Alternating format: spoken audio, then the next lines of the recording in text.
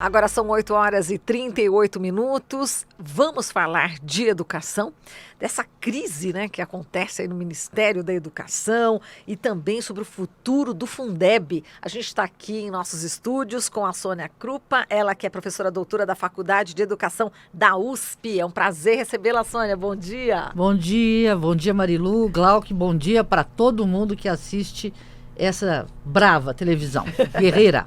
Muito bem. Estamos no rádio também, né? No rádio? Oba, Rádio Brasil. Eu adoro o programa de rádio. Ai, que bom. Fundamental. Legal. Sônia, vamos começar aqui por uma questão bastante... A gente vai entrar, né, nessa coisa do Enem, né, do ministro. Mas eu prefiro começar agora pela questão do Fundeb, né? Do Fundo de Manutenção e Desenvolvimento da Educação Básica. Perde a validade 31 de dezembro de 2020, não é isso? E está em discussão agora. O Congresso vai ter aí o desafio de manter o Fundeb para garantir os recursos na área de educação. Como que você vê com esse Congresso, né, que a gente tem, essa batalha, na sua opinião, vai ser uma batalha difícil? Como é que você está imaginando isso? Eu penso que é uma guerra de muitas batalhas, tá certo? Então eu queria primeiro, né, cumprimentar vocês pela temática, mas dizer para vocês e para todos nós trabalhadores, não só os profissionais da educação. A questão do Fundeb não é uma questão da educação, ponto. É uma questão da luta por direitos. E a luta por direitos é uma luta da classe trabalhadora. É isto que é o Fundeb. É uma luta da classe trabalhadora. E, portanto, tem que estar esse tema, nós temos que fazer desse tema um tema na boca de todos os trabalhadores e trabalhadoras. Tá certo? Dos pais e mães, dos avós, não é? Do conjunto da população. Então isso é um desafio de comunicação muito grande que vocês têm pela frente, que todos nós temos pela frente. E, portanto, que vocês produzam pequenas informações de uma campanha imediata, que vá ao ar sistematicamente dizendo: o Fundeb produz uma educação pública de qualidade. Seu direito, trabalhador. Quer dizer, é preciso popularizar, né? É preciso colocar como uma questão nacional. E aí, por que é uma questão? Não estou discutindo isso porque sou professora, não é? E quero discutir isso pelo seu lado do avesso, não é? Eu acho que ontem, então, num contexto mais geral, e eu penso, então, que a partir dessa proposta, se vocês aceitarem, vocês vão fazer uma série de programas, de atividades, de campanhas, não é? Sobre esse tema. É a nossa missão social, né? Eu acho que tem aí a missão social, né? Do jornalista, dos meios de comunicação. Nós somos uma concessão pública, temos noção disso, né? Rádio, TV, concessão pública, e devemos essa informação para o público. Marilu, então, olha, vou pegar isso que você falou, veja lá. Então, isso que você falou. Vocês são uma concessão pública, nós também. Eu sou a USP, eu sou uma funcionária pública, uma funcionária do público, do povo, tá certo? Nesse sentido, os problemas do Estado brasileiro são problemas meus. O problema da educação é um problema do Estado brasileiro. Ontem, o representante maior do Estado brasileiro, o inominável, esteve na Fiesp e disse aos empresários, tá certo? Eu vim para deixar vocês livres do Estado. Por que isso tem a ver com o Fundeb? Vamos aguardar isso aqui. Ao mesmo tempo, ele não foi na abertura do ano legislativo. E aí, na abertura do ano legislativo, ele mandou, não é, o Paulo Guedes e os seus, não é, representantes vão ao Congresso dizer: a pauta agora é reforma tributária. Porque isso tem a ver com o Fundeb. Então, vamos lá. Primeiro, quando o Bolsonaro diz aos empresários: eu estou tirando o Estado, na verdade, ele está tirando a parte das políticas sociais, da responsabilidade dos empresários. Ele não está dizendo que ele vai deixar de apoiar os empresários naquilo que fazem deles mais ricos.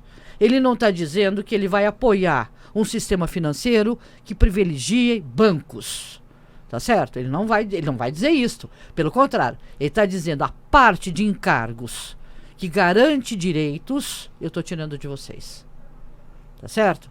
Então a gente tem que entender que esta fala do Bolsonaro na Fiesp, ele escolheu vir na Fiesp e mandou dizer no Congresso Nacional, numa atividade que ele tinha que estar lá, era o Estado brasileiro, os seus 3 poderes, que iam abrir o ano ontem, ele não estava. Estava o vice. Ele preferiu vir à Fiesp. Mas ele preferiu por quê? Numa ação integrada diabólica Porque é isso, já que eles gostam tanto de religião, eu também, eu Vamos também. lá. Mas olha lá, não é simbólico o que eles fazem. Simbólico é o Papa Francisco. Eles são diabólicos. Eles são a cisânia, a separação. Então, aparentemente, eles vieram numa pauta separada. Duas pautas. Não são duas pautas, são a mesma pauta. Qual é a mesma pauta? A retirada dos direitos da classe trabalhadora. E a retirada dos direitos da classe trabalhadora, um deles a educação, que depende da Constituição, do fundo público, que depende, sim, de que todos, com justiça tributária, aí o ponto, com justiça tributária, uma reforma tributária tem que ir na direção da justiça tributária. Quem tem mais, paga mais. Quem tem menos, paga menos ou não paga. E o Estado brasileiro tem que exercer o seu papel de justiça tributária. É isso que eles querem? Não. Eles querem uma reforma tributária, né, sob a alegação de que o brasileiro paga muito imposto, não é verdade? E que eles vão reformar a tributação. E aí todo cuidado outra vez, que isso tem a ver com o Fundeb, não é verdade? Eles estão com uma reforma tributária, das questões da reforma tributária, o Fundeb incide na receita de impostos, e não de taxas.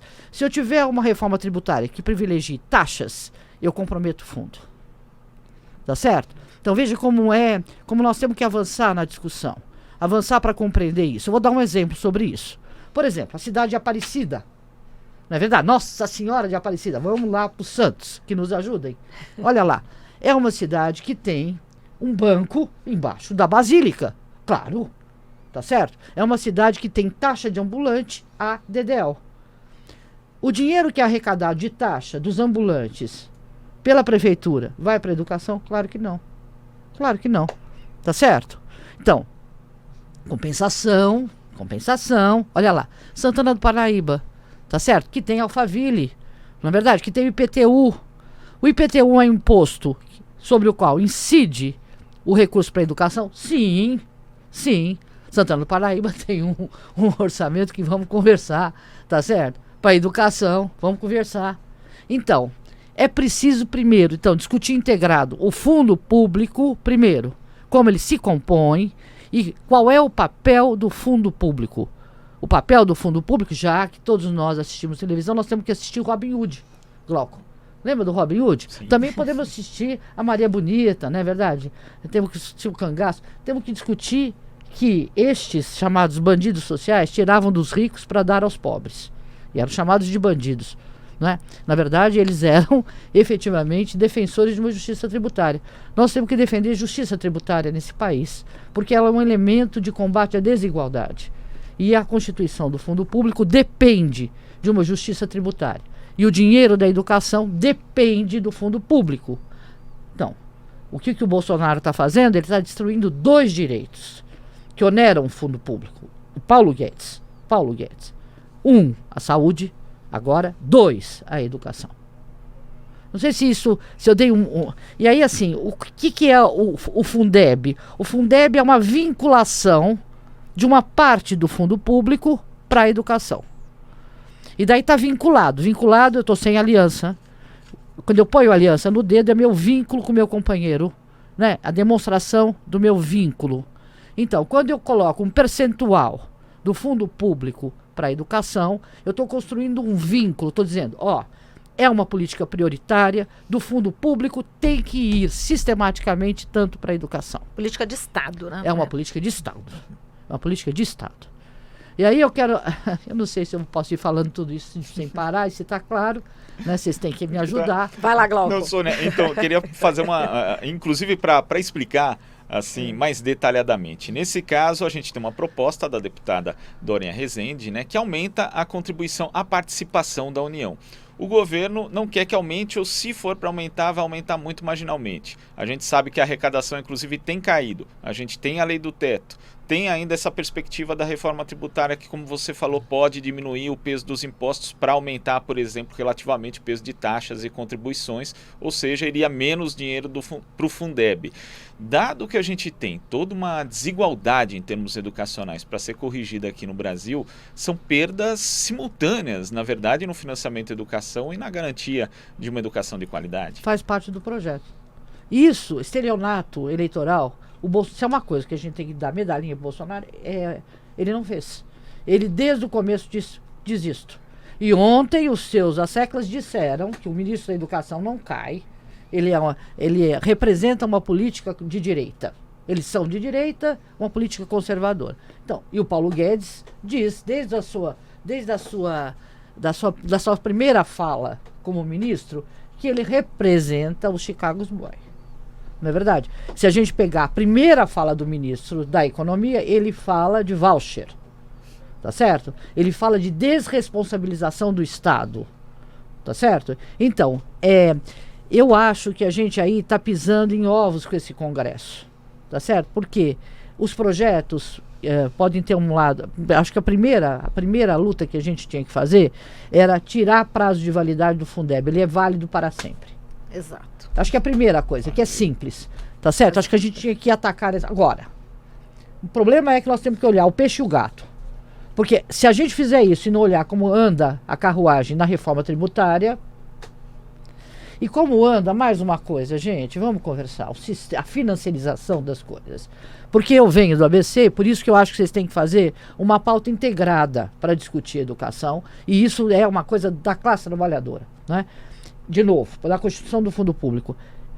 Mentira de excelência, tem que ter um fundo de verdade, tá certo? E se eu pegar os pequenos empresários, né, que geram mais postos de trabalho que os grandes empresários, mas se eu pegar, a questão da financiarização está pegando a todos. Os grandes porque eles ganham aplicando. Ao invés de aplicar na produção, ganham aplicando e, portanto, nesta loucura que é a financiarização da economia. E os médios e pequenos estão se lascando porque não conseguem manter o seu capital de giro e estão quebrando. E estão ficando na mão de quem? Dos bancos. Que, aliás, de uma maneira generosa, na verdade, tão bonita, criam fundações pela educação. Veja que é um sistema perverso, ele é diabólico, porque ele aparece uma coisa e ele é outra. Tá certo? A Fundação Itaú, que vai fazer formação de professores. A Fundação Unibanco, não é verdade? Ou o magnata da cerveja, né? A Fundação Lehman, que vai cuidar da educação. Mas por que isso? Vai pagar imposto, criatura, tá certo? Vai pagar imposto, criatura, para a escola pública e larga a mão de ser falso, não é? Então, e de ganhar em cima disto, Glauco, por que eu estou chamando a atenção disso? Porque esses interesses, o sistema financeiro está presente no Congresso Nacional. Os latifundiários estão presentes no Congresso Nacional, tá certo? Eles são a maioria. Agora, a classe trabalhadora está presente. Os donos, os empresários da educação que ganharão para valer na transformação desse serviço público numa mercadoria estão fortemente presentes no Congresso Nacional. Eu quero chamar a atenção que a gente ia com a saia no bolso no processo constituinte. Tô velhinha, tenho essas histórias para contar, vou fazer o quê? No processo constituinte, sabe que no Congresso Nacional a gente não entrava de calça comprida, tinha que entrar de saia. Então, viajávamos a noite inteira para fazer pressão, tá certo? Em torno da defesa, da vinculação de direitos, né? Do direito do fundo público, a vinculação do fundo público para a educação. Os chamados 25% da educação que conseguimos da receita de impostos, né? Na Constituição de 88. Então, isso foi uma pressão muito grande, tá certo? Mas com quem nós nos encontrávamos? Com o Digênio. Ainda, né, não era o NIP, ainda era objetivo, que ia de jatinho, tá certo? Estavam lá. Então, qual era a questão deles? Eles também queriam o dinheiro do fundo público. O FIES mantém a lógica, tá certo? Do privado na educação, não é? Mantém. E coloca pra gente um desafio de novo, Glauco. Então, o Congresso Nacional, ele é um pandemônio, entendeu? E acho que a gente tem que ver como é que ele se moraliza se a população estiver lá dentro. E, portanto, nós temos que fazer uma campanha para valer. Mulheres, homens, grupos pequenos de mulheres. Temos que ir para a frente dos bancos. Né? Segunda-feira no Itaú, terça no Bradesco. E dizer, olha, senhores, né? uma coisa simples, tá certo? Defendemos o dinheiro da educação. Defendemos a escola pública.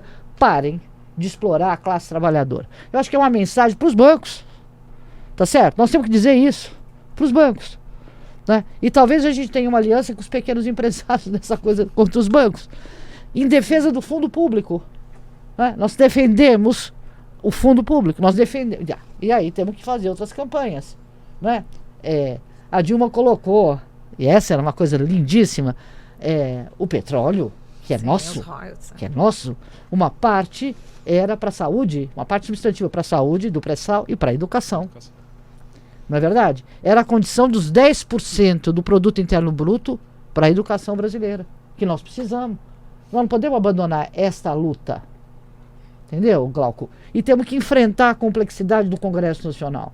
Então nós temos que ganhar as ruas, nós temos que ganhar os corações, nós temos que ganhar as cabeças em defesa da escola pública. Muito bem, para ganhar cabeças e corações, você vai ter que voltar novamente aqui para uma outra entrevista, porque nessa entrevista só não deu para a gente falar tudo. Porque a gente já está em cima da hora, está fechando o jornal. Só, Marilu, é o seguinte, olha, a gente não pode ler o ministro da Educação só como uma pessoa desajustada. O desajustamento dele é útil.